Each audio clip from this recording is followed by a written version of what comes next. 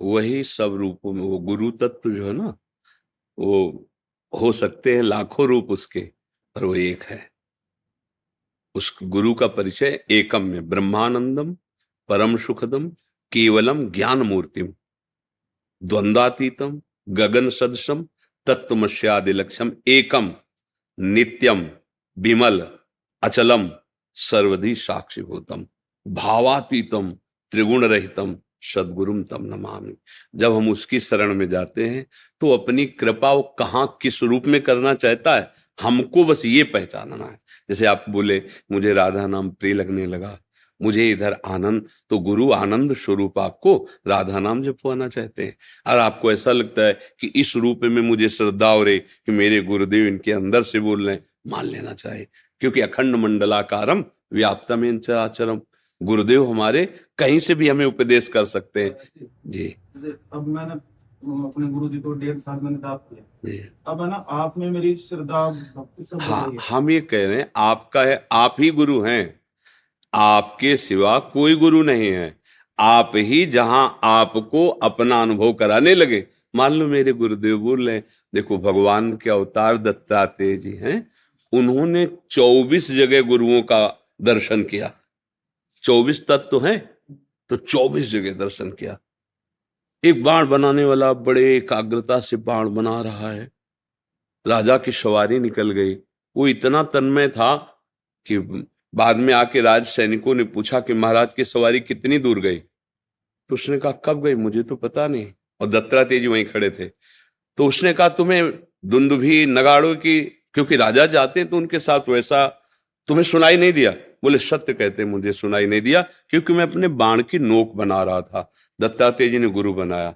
साधु को इतना एकाग्र होना चाहिए कि ऐसे भीड़ बाजार में भी वो अपने प्रभु का विस्मरण ना करे, जैसे बाण बनाने वाला इतना एकाग्र है कि राजा की सवारी निकल गई उसे पता नहीं चला। एक एक 24 गुरु बनाए, 24 गुरु, 24 बातें पकड़ी उनसे, 24 जगह अपने गुरुओं को देखा और उनसे बातें पकड़ी। तो अगर हम, वो तो भगवान के अवतार है, हम तो जीव हैं, हमें जहां अपने गुरु की बात समझ के, हमारे गुरुदेव की यही बात, बस हमें वो बात पकड़ लेनी। गुरुदेव कोई भी रूप धारण कर सकते हैं, हमें भाव करना है केवल, हे गुरुदेव मैं आपके सहारे हूं, आप किस रूप में मैं पहचान नहीं सकता, पर मैं आपका हूं, आप मुझे पकड़ लीजिए। तो पकड़ना क्या होता है? हृदय से लगा कि ये मेरे हैं, देखा ऐसा लगा कि मैंने पहली बार देखा लेकिन ऐसा लग रहा है ये अपने हैं, बात सुनी हृदय शीतल हो गया, ऐसा लगा मेरा काम बन जाएगा अगर ये बात मान ले, तो समझ लो गुरुदेव ही हमारे, हमको आकर्षित कर रहे हैं बस। और किसी भी संत की यदि बात मान लो तो बात गुरु तत्व में ही पहुंच जाएगी। अब बात न माने केवल गुरुदेव बना ले, तो भाई देखो ये बनाने बिगाड़ने वाला खेल तो है नहीं, कोई सांसारिक क्रिया तो है नहीं कि हमने अमुक को गुरु बना लिया और उनकी बात नहीं मानी तो कुछ लाभ नहीं मिला। बात मान ली तो गुरु बनाओ या ना बनाओ तो गुरु है ही है, तुम्हारा काम बन गया। गुरु का मतलब है हमारे अज्ञान का नाश करके भगवान की प्राप्ति कराना, ये उनकी बात में दम है। वो जो उपदेश कर रहे हैं उसको मान लो, यही गुरु जैसे मंत्र हो गया। महाराज जी पहले मैं ना इन चीजों में उलझा हुआ था कि गुरु जी मेरा ये काम करा दो, वो काम करा दो। हाँ, कोई बड़ी बात नहीं है, शुरुआत सबकी सकामता से ही होती है, जब बात समझ में आ जाती है तब निष्कामता आने लगती है। तो वो कोई खास बात नहीं कि पहले हमारे कामनाएं थी अब हमने, ये तो यात्रा है, शुरुआत सबकी कामना से होती है। सबकी यही काम कि कम से कम कोई जो भगवान है मेरी बात सुन ले, मेरी समस्याओं का समाधान हो जाए, मुझे इतना तो खाने पीने के लिए दे दे कि मैं चिंता ना करूं, मैं परेशान ना हूं, एक पुत्र तो दे दे परिवार चलाने के लिए। विविध प्रकार की कामनाएं रहती हैं, पर जहां हम भजन करते हैं, अब भजन मन को पवित्र करता है तो ये सब बातें ढीली होने लगती हैं, फिर धीरे धीरे फीकी लगने, फिर झूठी लगने लगती है। वो स्थिति भजन से आती है। अब आप कह रहे वाहे गुरु जपा, वाहे गुरु परमात्मा का नाम है, परमेश्वर का नाम है, बस उसी का प्रकाश हुआ, अब आपको राधा नाम प्रिय लगने लगा, तो वो आपको ये प्रदान कर रहे हैं। हमें अपने आप को समर्पित जब कर दिया तो कोई प्रश्नवाचक चिन्ह दिमाग में नहीं होना चाहिए कि हमारा हाथ तो गुरुदेव पकड़े जहां ले जाएंगे जैसे, अब तो वो जाने, उनका कार्य जाने। बस आपके दर्शन की बस, बड़ी तीव्र इच्छा थी महाराज। हाँ, वो भगवान का ही खेल है। बस सबसे प्रार्थना है भैया, अगर थोड़ा भी स्वस्थ रहना चाहते हो, सुखी रहना चाहते हो, तो शराब मत पीना, मांस मत खाना, पराई स्त्री से व्यभिचार मत करना। ये जो हस्त मैथुन, पराई स्त्री से व्यभिचार, मदिरा पीना, मान, ये तुम्हारा नाश कर देंगे। तुम्हें पता नहीं, तुम्हारा लोक परलोक सब नष्ट हो जाएगा।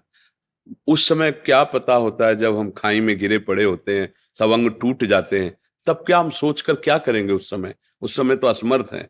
अभी हम चल रहे हैं, अभी स्वस्थ हैं, अभी हम सुधार कर सकते हैं। अर्थात जब काल हमारे ऊपर अपना प्रहार करेगा, हम मिट्टी में मिल जाएंगे, तब सोचने से क्या होगा। अब जितने दिन बचे हैं, सबसे प्रार्थना है, शराब मत पियो, हमारी बात मान जाओ।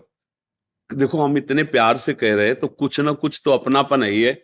आप हमारे पास आए हो, हमको ऐसा नहीं लगता कि आप कोई और हो, हमें यही लगता है हमारी आत्मा हो, हमारे प्राण हो। जैसे हमारा कोई सगा संबंधी हो तो हम कैसे बात करेंगे?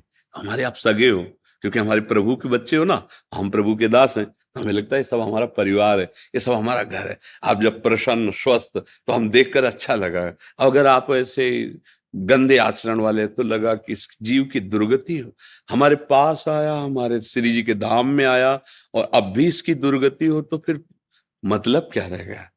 तो हमारी प्रार्थना है, जितना बने राधा राधा बोलो, जो नाम तुम्हें प्रिय लगे बोलो, पर ये गंदे आचरण छोड़ दो। अगर आपका ब्याह हो गया, गृहस्थ में हो, तो आप एक मर्यादा से रहो।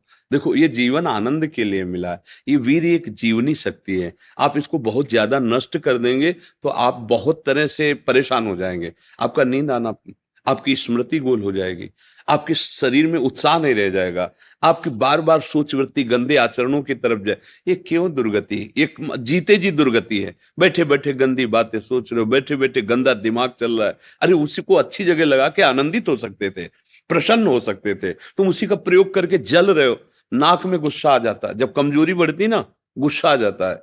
इतना आ जाता है कि हमारा माइंड शासन में नहीं रहता, हम न जाने कैसे कैसे पाप कर देते हैं, बुजुर्गों का अपमान कर देते हैं। भाई, सबसे प्रार्थना है, आपको स्वस्थ और प्रसन्न रहना है, इस लोक में परलोक में सुख पाना है, तो ये गांठ बांध लो, शराब नहीं पीना, मांस नहीं खाना, पराई स्त्री से व्यभिचार नहीं करना, और ये गंदी क्रियाओं के द्वारा वीर नाश नहीं करना, तो जीवन आनंदमय हो जाए।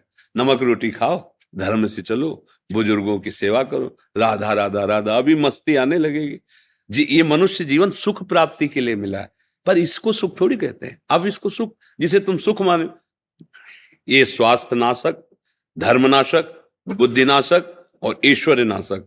करो आचरण ऐसे, और चाहो धर्म सुख और ऐश्वर्य कैसे प्राप्त होगा? इसलिए सबसे प्रार्थना है, अच्छे बनो, सुखी रहो, स्वस्थ रहो, बुद्धि शुद्ध रहे, यही जीवन का परम लाभ है।